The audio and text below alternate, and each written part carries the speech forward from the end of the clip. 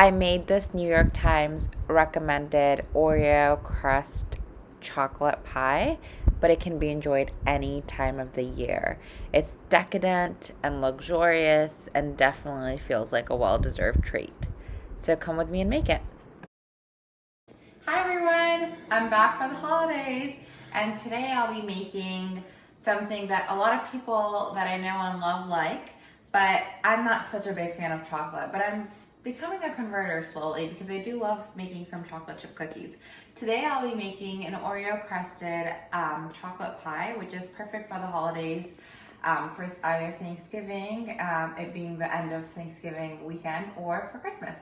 So let's make the crust first. I will link all the ingredients below as well.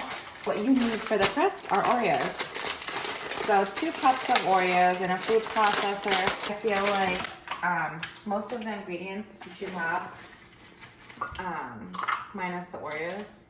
And I might have to substitute some stuff that they ask for. So roughly, you should be weighing things when you bake, but this is a relatively easy seeming recipe. I've never made it, so let's see how that comes out. And then, so about 2 cups or roughly like 270 grams of Oreos, and then 4 tablespoons of butter, melted, preferably more melted than that.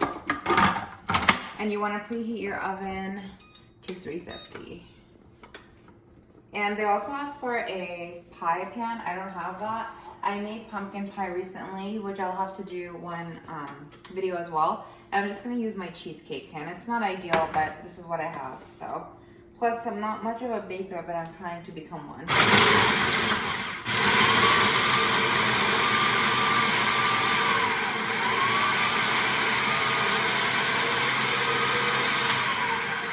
Specify whether you should take out the cream or not, and I figured it would just help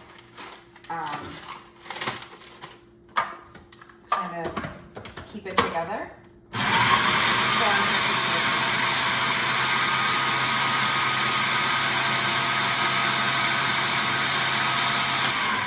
again, this is not for anyone faint of heart, afraid of sugar or fat. I figured this is for the holidays, so we all give ourselves a little break during that time. So don't feel guilty, because you're only gonna have 1 slice of it, right? Okay. So I wanna take it out and want to start incorporating. You want the butter and the Oreos to go together. So I'm gonna mix them a little bit more to make sure they're fully incorporated. Okay, so I'm gonna oil my pan. You can use butter, you can use parchment paper, and then you just wanna go at it.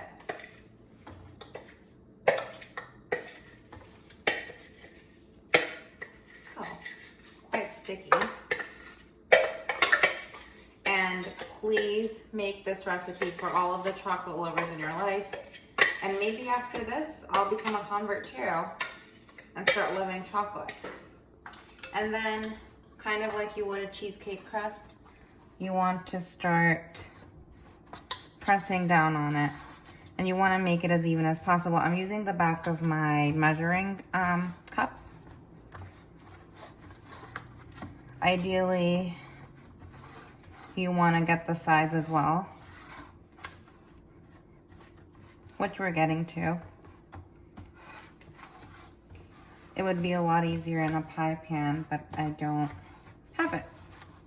So we're gonna have to improvise.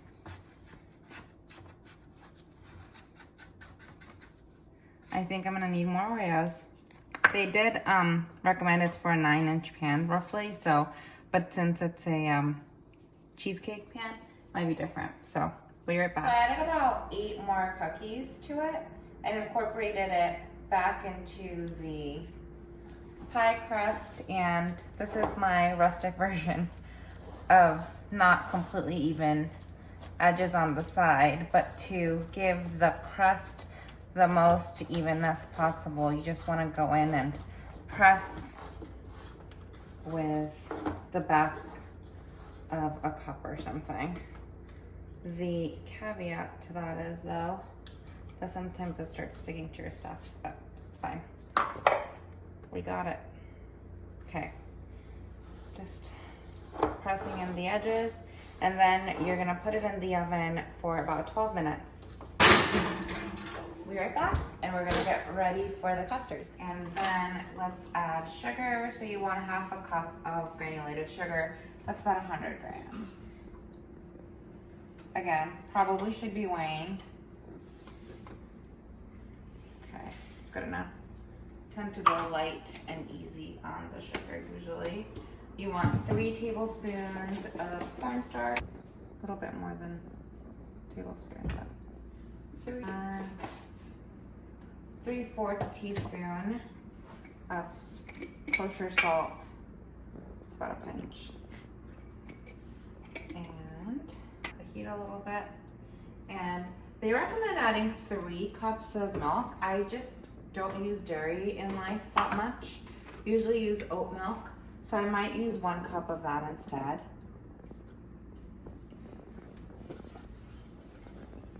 So you want to incorporate this, and then we'll add the rest.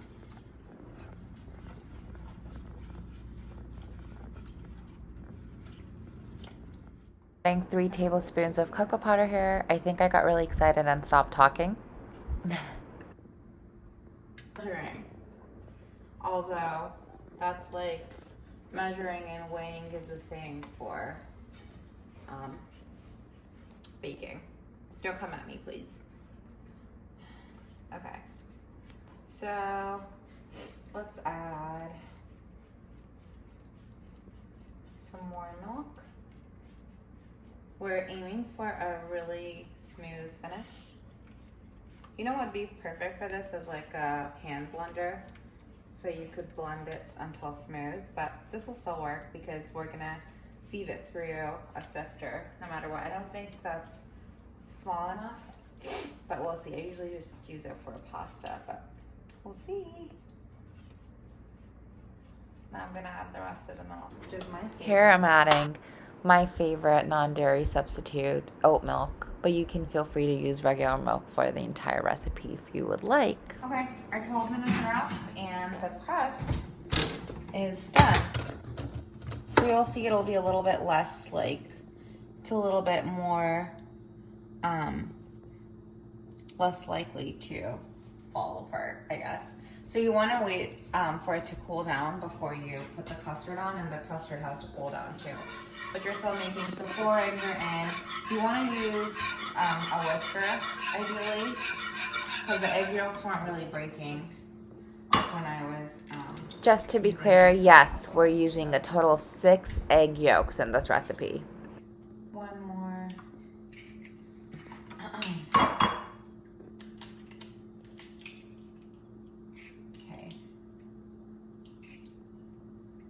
Hoping this comes out amazing.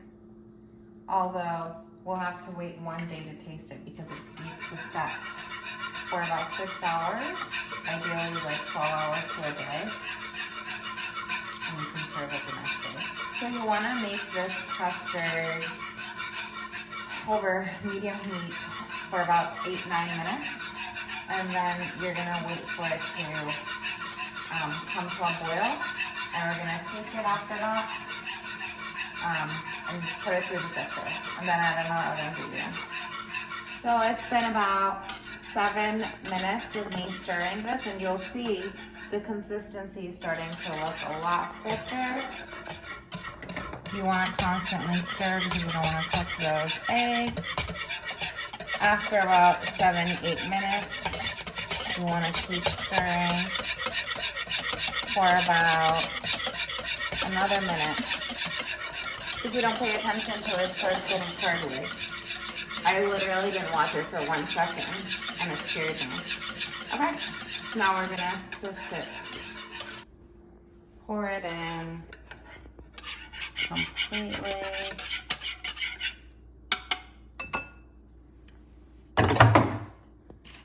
And they recommend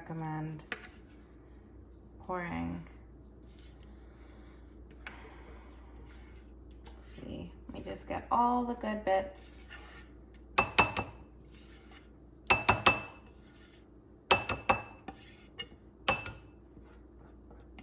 My first time making any sort of a custard, let alone a pie, but I think the only thing that's intimidating about pies is making their crusts if they're not made out of like cookies. The pumpkin pie crust I made was made from ginger snap cookies, and I'd never had ginger snap cookies before then, and I didn't really appreciate like the aftertaste, but once the butter and sugar, it required brown sugar, went in, it was great. So this is what you want, a cooked custard. And you want to work it through for the smoothest pie custard ever. Keep working.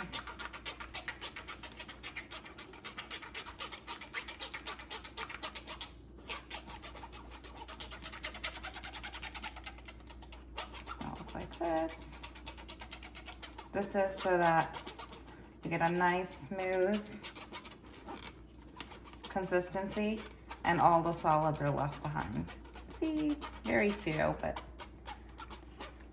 so you have that silky, smooth, luxurious custard that you think of. So let's get this.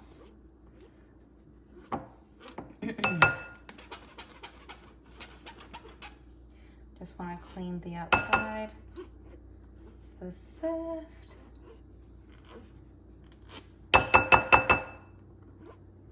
Okay, so here is our silky smooth sifted chocolate custard, looking glorious. Now we're gonna add 1 teaspoon. I like to add a little bit more of pure vanilla extract. Try to use no imitation stuff. And mix it in. They recommend about 8 ounces of semi-sweet chocolate bar, finely chopped. I don't have that. I have semi-sweet, it's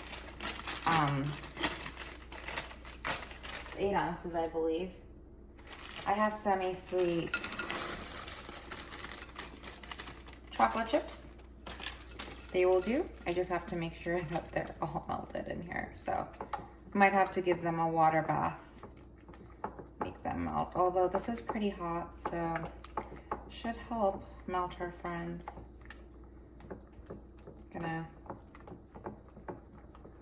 Okay, bear with me. We're almost there. So since I had to use chocolate chips because we improvise, I have to give it a little bit of a water bath, which is basically just using a heat resistant or heat, something that can withstand heat on a water bath by like putting a pot underneath and putting water in it. So I just want to make sure that the chocolate chips are melted through. And the last thing you're going to add is 2 tablespoons of butter, finely chopped in cubes, so that they're incorporated throughout. Again, 1 slice will be enough. And tomorrow, once the pie is set, I'm going to make whipped cream for it to really top it off. Actually, you can have as many slices as you want.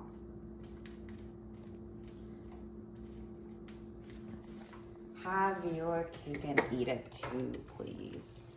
It's turning into a darker color. I'm turning it off because it should be warm enough. I see that the chocolate chips have incorporated. Now I just need the butter to be, and then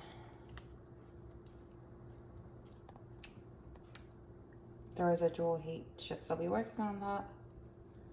So I'm gonna give it a few more minutes. So the butter is all melted. This is cool enough. The crust is cooled off for the most part.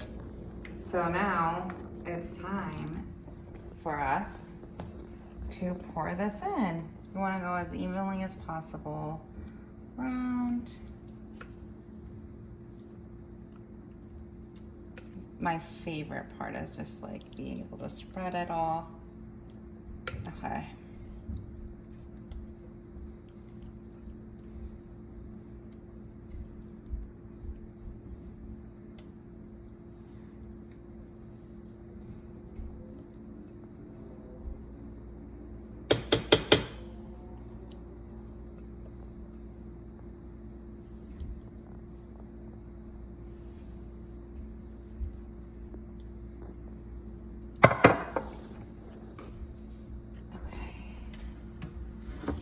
So if you had a pie pan, or if you have one, this will go a lot more evenly because you'll have the crust.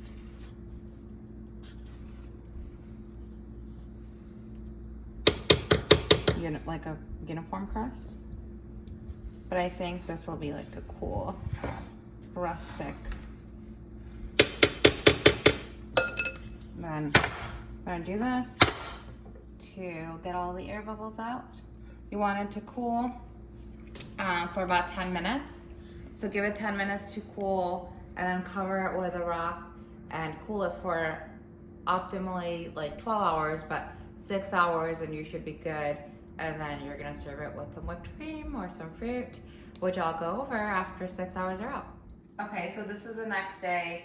This part you can totally skip or get whipped cream, but I feel like this really completes this luxurious pie. So you can hand mix it or do what I'm doing. So you want to start off slow and then go up a little bit. I also like adding a little bit of vanilla extract to mine. Whipping cream for the serving of the pie. And the pie hasn't been touched in about 15 hours or so. So we'll see what the reveal looks like. Can't wait. You can top it off with whatever you want. The recipe recommended doing some Oreos, so I took off the cream and I put crumbles here. And now comes time for the reveal. So I haven't looked at it, hoping it looks good. Oh, looks pretty set for the most part. Kind of looks, I'm hoping this, ooh, okay, that was really scary for me. So it looks pretty set. It doesn't look as like thick I would have thought it would be, but looks kind of delicious. Our whipped cream is coming along. Just needs a little bit more time. See, before I have this, I couldn't ever make whipped cream because it takes so long to stir. It literally gives you carpal tunnel in a one-time movement, but you can also use a handheld mixer for this. Once you start seeing soft peaks, then it's ready to be served.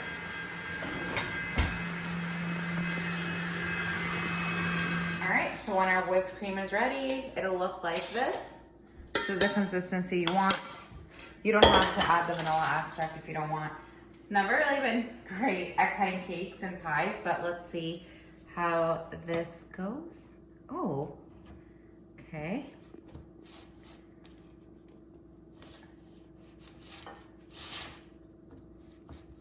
I need like something, maybe I should use a pizza cutter. It looks like the custard's set for the most part. I don't really know what chocolate pie is supposed to have a consistency of, as I've never had it. Okay.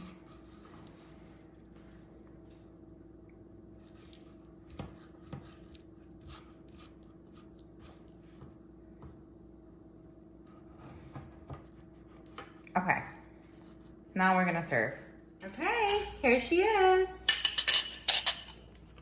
To serve, we're gonna put nice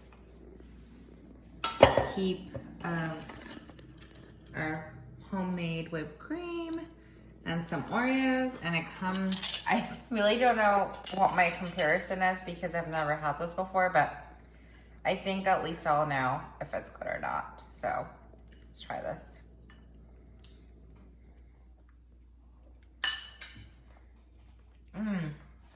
I really like how smooth and silky the custard is, and the Oreo crust really provides it with that crunchy texture, and so do the Oreos on top.